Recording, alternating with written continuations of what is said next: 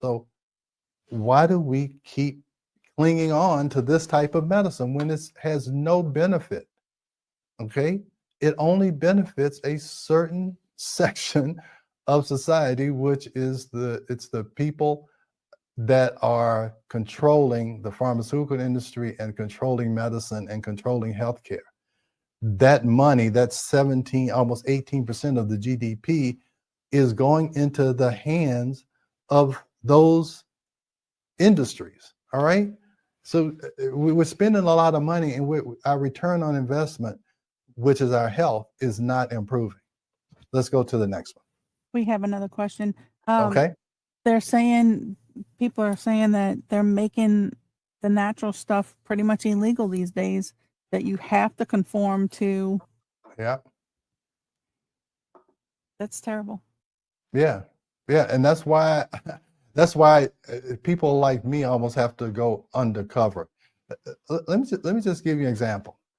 During the COVID crisis, before there was any vaccines, we put on our website that, hey, your best defense against any virus is to have a healthy immune system. How do you have a healthy immune system?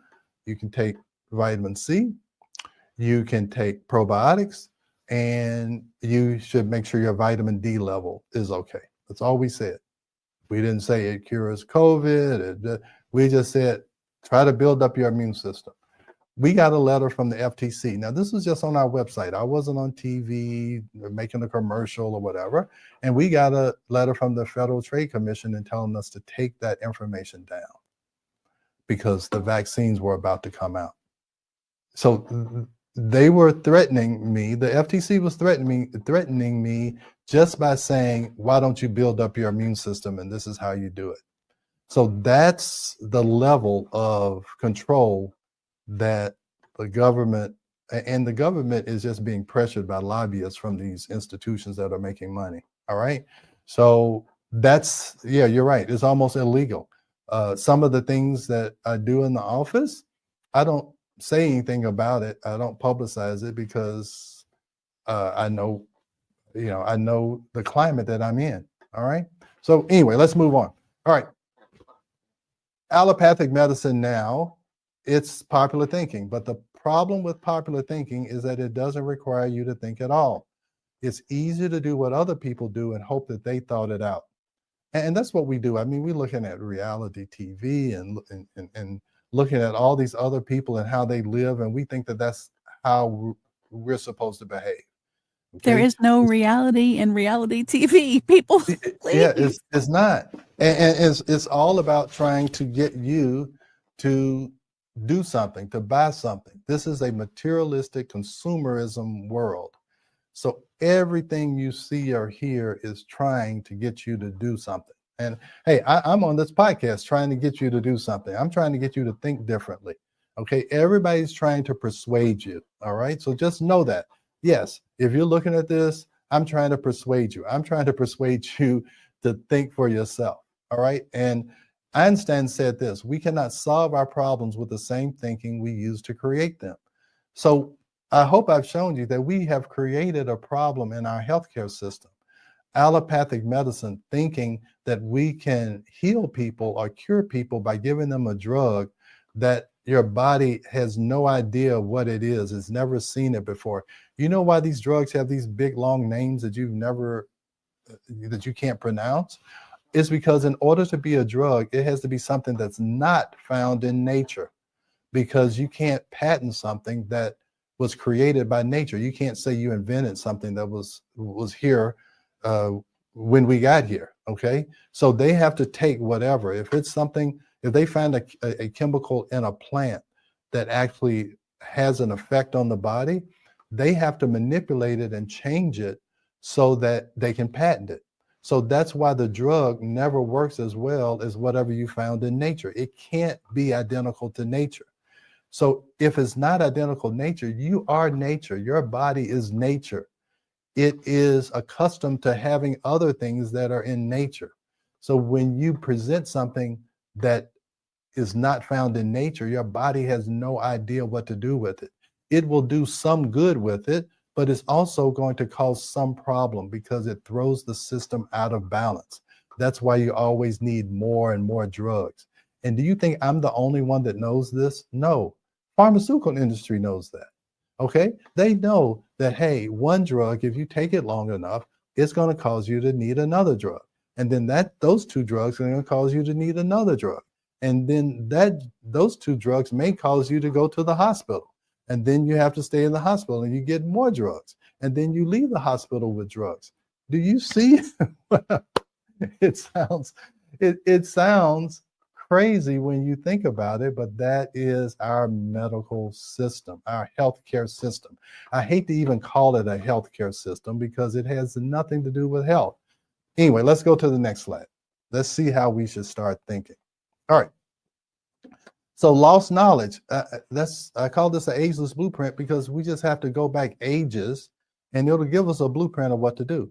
So herbal traditions, ancient systems, these have all been lost through the allopathic medicine here in the United States. Now, a lot of these traditions are still being practiced in other countries like Japan and China and India, and they have a thriving population.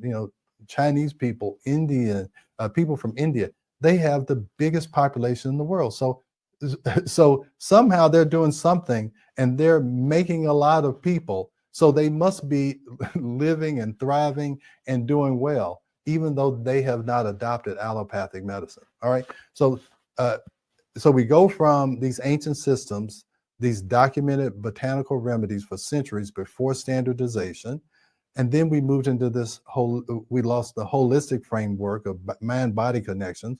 This doctor 200-300 years ago, Descartes, he decided that the body was one thing and the spirit is something else. And neither one of these have an influence on the other.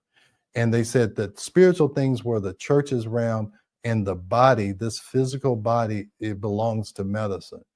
And when you separated it, it just totally threw off the whole system, okay? Because spirit and mind are totally connected to the body. When you disconnect it, you throw off the balance and the harmony, and that's why people feel so disconnected, because they see the body as something separate from their mind and their spirit. And that's what this podcast is about. Also, is to try and reconnect this, because that was a false assumption that these are separated. It's totally scientifically proven that your spirit and your mind and your body are 100% connected. All right. Now, cultural knowledge, indigenous wisdom passed through generations was systematically devalued. So the indigenous people in America, they totally devalued their history for thousands and thousands of years. Rebel, like you were talking about, Africans who came here, totally got rid of their whole system of healing and herbs and all this. And then they took them to another country where their tradition, what they traditionally grew, was no longer there. So they had to change their epigenetic makeup to be able to deal with a new food source and food supply. All right. And now, this is what I'm trying to do, is this integrative understanding. When is conventional medicine beneficial and when is it not? When do we need to start looking at other forms of healing?